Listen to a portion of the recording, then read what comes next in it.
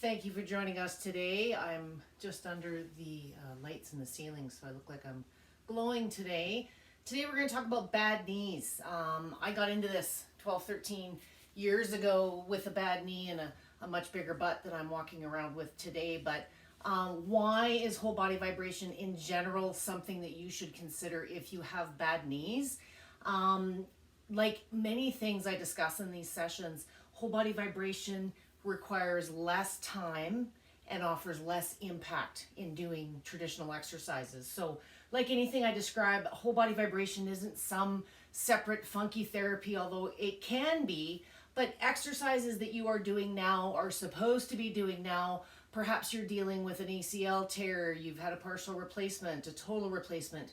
Maybe you just have bad knees, maybe you're carrying excessive weight. Bad knees is a very big topic, but if you are looking to get active with bad knees, whole body vibration is absolutely something that you should consider. Exercises like lunges, squats.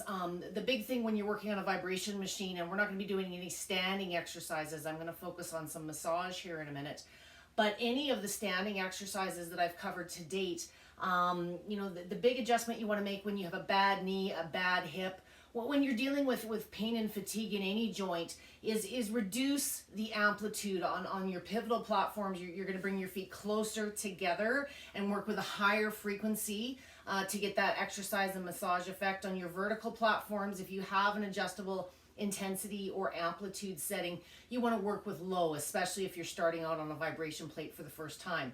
If you are starting out exercising for the first time and your chosen form of exercise or therapy is a vibration machine, start with lower intensities and shorter durations and build from there. So today we are going to cover a couple of different things with knees, stretching, massaging if you're dealing with pain, if you're dealing with swelling. Today's session is going to require you to get down on the ground. So with something like a bad knee, it's never the getting down on the ground, it's the getting back up that sometimes becomes a little bit more challenging. So I would have typically started with a couple of standing positions, maybe just some pelvic tilts, things like that if we're just doing a pain management treatment. If we are looking at fitness, what we're going to show you today could be done as a warm-up, it could be done as a wind down, and specifically this can just be a spot treatment that you can take advantage of really whenever your knees are telling you they need some attention.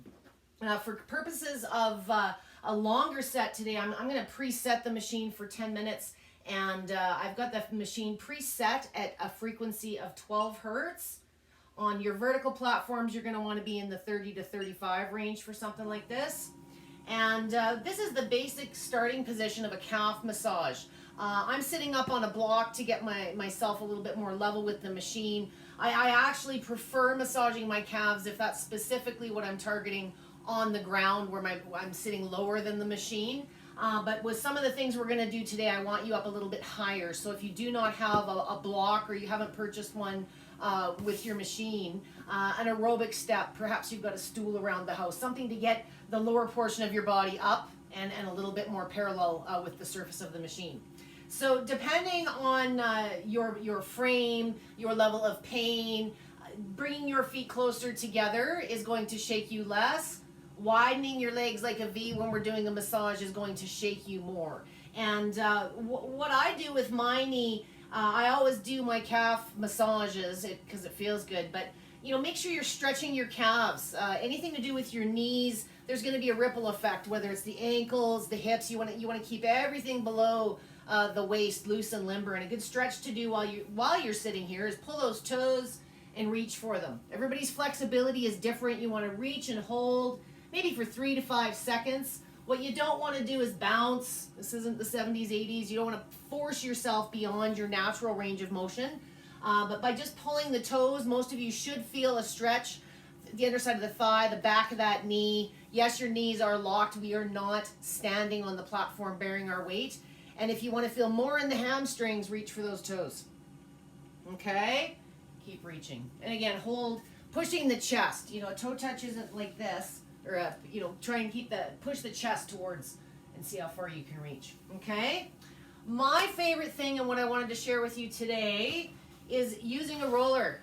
This is a very complicated piece of equipment. This is known at Walmart and your local hardware store as a pool noodle. And what I like about using a pool noodle anywhere that you have ever done any rolling, if you've done any rolling exercises, rolling is very common. If you do have issues with the knee, it's a good way to get in and manipulate the joint. I like adding it on a vibration machine, but a traditional roller is going to be a little bit bumpy and dense.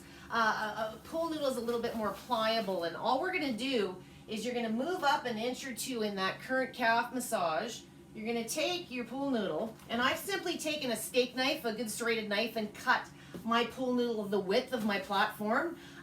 You should, if you're using a traditional sized pool noodle and you've got one you're willing to cut up, you'll get 2 good rollers out of it. Now you'll see now my knees, the back of your knees, the arch of your foot, certain body parts when you're doing massage don't come in direct contact with the platform. So all that this pool noodle is allowing me to do is get into the joint. Perhaps you're dealing with some swelling.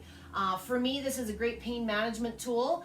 If we're going to use with higher frequencies, you're going to get a little bit of strength. You know, maybe break up a little bit of scar tissue in there. Who knows? What I also like to do, and I tend to use this portion on the higher frequencies, I've brought this machine up to 20 hertz. Now that you've got your pool noodle in place, I want you to do 2 movements. I want you to lift. The first rotation is going to be pulling your toes towards you. So we're going to lift.